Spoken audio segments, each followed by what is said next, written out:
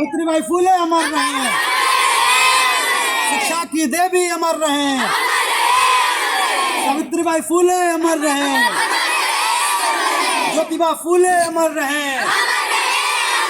शिक्षा की देवी अमर रहे। दोस्तों नमस्कार, इस वक्त मैं एक गांव गोरखपुर से सटे एक गांव में हूं, इसका नाम है खानीपुर। और यहाँ पे आप जैसा देख पा रहे हैं कराटे की ड्रेस में बच्चियां हैं और सामने सावित्रीबाई फुले जी की तस्वीर लगी है, जैसा कि आप देख पा रहे हैं उस पर माल्यार्पण हुआ है। आज सावित्रीबाई फुले जी की जयंती है, उनका जन्म दिवस है और ये बच्चियां उनको नमन कर रही हैं। तो सबसे पहले मैं इन बच्चियों से बात करना चाहूँगा, उनसे पूछना, इससे पहले आप लोग सावित्रीबाई फुले को जान रहे थे?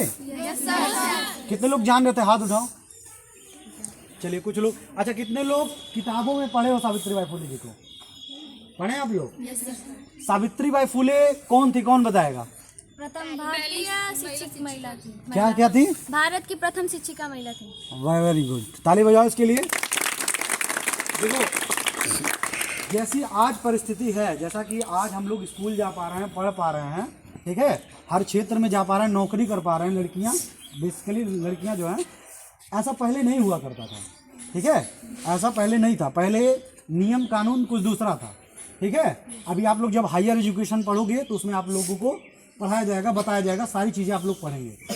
तो मैं थोड़ा सा संक्षिप्त में आप लोग को बता दूं कि पहले जो छोटी बच्चियां होती थी, छोटे पे ही उनका विवाह कर दिया जाता था, शादी कर दिया जाता था, उसको बोला जाता था बाल विवाह। क्या बोला जाता था? बाल विवाह। जानते हो सब लोग? मतलब छोटी बच्ची रहती थी तभी उसकी शादी कर दी थी। उसी तरीके से सावित्रीबाई फुले जी की भी शादी कर दी गई थी, ठीक, ताकि मतलब कि इन बच्चियों को पढ़ाना और बच्चियों को नौकरी करना या कोई और काम करना इन लोगों के लिए जुल्म माना जाता था। मतलब हमारा जो धर्म था या जितने भी धर्म गुरु थे वो लोग इसको गलत मानते थे, ठीक है। तो सावित्रीबाई फुले जी की भी बहुत कम उम्र में शादी कर दी जाती है और जिनके साथ शादी होती है उनका क्या नाम था? ज्योतिबा फुले। Very good.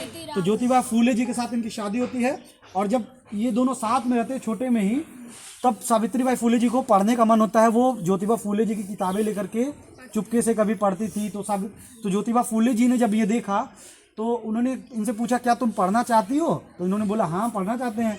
तो इन्होंने क्या किया, ज्योतिबा फुले ने इनको घर में ही धीरे धीरे सबसे छुप करके पढ़ाई इनकी शुरू कर दी, मतलब इनको शिक्षा देने का काम शुरू कर दिया।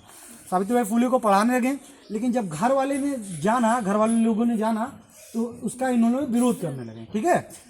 उसके बाद ज्योतिबा फुले जब इनको पढ़ा करके मतलब शिक्षित कर दिए, पढ़ा दिए, तो इन लोगों ने देखा कि हमारे देश में महिलाओं को शिक्षा का अधिकार नहीं है। हम लोग एक काम शुरू करते हैं कि हम महिलाओं को भी पढ़ाते हैं, ठीक, क्योंकि महिलाएं अगर शिक्षित होंगी, सशक्त होंगी तो हमारा समाज भी मजबूत होगा, हमारा देश भी मजबूत होगा, ठीक है। तो उन्होंने क्या किया कि इनको बोला कि मैंने आपको पढ़ा दिया, अब आप भी बच्चियों को पढ़ाइए। तो सावित्रीबाई फुले किसी घर में बच्चियों को ट्यूशन जैसे पढ़ाया जाता है, धीरे धीरे करके, पहले तो लोग अपने बच्चियों को भेजते नहीं थे, ठीक, पढ़ने के लिए भेजते ही नहीं थे, लेकिन किसी तरह इन लोगों ने कन्विंस करके बच्चियों को पढ़ाना शुरू किया, ठीक। और ऐसा बताया जाता है और ये रियल घटना है कि जब सावित्रीबाई फुले पढ़ाने जाती थी तो लोग इनके ऊपर कचरा फेंका करते थे, गोबर फेंका करते थे, ठीक है, कि ये समाज के विरोध में जाकर के काम कर रही हैं, बच्चियों को पढ़ा रही हैं, जबकि बच्चियों को पढ़ाना नहीं चाहिए, ठीक। तो सावित्रीबाई फुले के ऊपर जब कचरा फेंका गया तो ये फिर अपने घर आती हैं, अपने पति से बताती हैं। तो उनके हस्बैंड जो थे ज्योतिबा फुले, वो कहते हैं कि आप 2 साड़ियाँ लेकर के जाया करो। तो क्या साड़ियाँ? 2 साड़ियाँ लेके जाया करो, एक पे कचरा फेंक देंगे तो उसको चेंज करके आप पढ़ा लीजिएगा दूसरी साड़ी पहन करके, और फिर उधर से आते वक्त जो है वही साड़ी पहन करके चली जाएगा। तो सावित्रीबाई इतनी यातनाएं झेल करके बच्चियों को पढ़ाना शुरू की, ठीक है। और पढ़ाते पढ़ाते फिर इनको घर से भी बेदखल कर दिया गया, इन पति पत्नी को घर से संपत्ति से बेदखल कर दिया गया, इनको बाहर निकाल दिया गया। और फिर एक फातिमा शेख और उस्मान शेख नाम के 2 लोग थे, उन लोगों ने इनका बहुत मदद किया और इनको जो है अपने घर में जगह दी, पनाह दी रहने के लिए। तो इतनी सारी यातनाएं झेल करके सावित्रीबाई फुले ने हमारे लिए शिक्षा का द्वार खोला, महिलाओं के लिए शिक्षा का द्वार खोला। तो असली शिक्षा की देवी कौन है? कौन है? सावित्रीबाई फुले। हाँ, तो जिनकी आप जयंती मना रहे हो यही असली देवी है, शिक्षा की देवी है। ये नहीं होती तो शायद आज भी हमारे देश में महिलाओं को शिक्षा अधिकार नहीं मिलता, ठीक है। तो आप लोग अब जैसे सावित्रीबाई फुले पढ़ करके दूसरे लोगों को पढ़ाएं, उसी तरह जैसे आप लोग आज जान गए कि सावित्रीबाई फुले जी हैं हमारी शिक्षा के पीछे, तो आप लोगों को भी अन्य बच्चियों को बताएंगे आप लोग? ठीक है, सब लोग एक बार फिर से नारा लगाएंगे, सावित्रीबाई फुले अमर रहे, शिक्षा की देवी अमर रहे, फूले अमर रहे, शिक्षा की देवी अमर रहे, सावित्रीबाई फूले अमर रहे,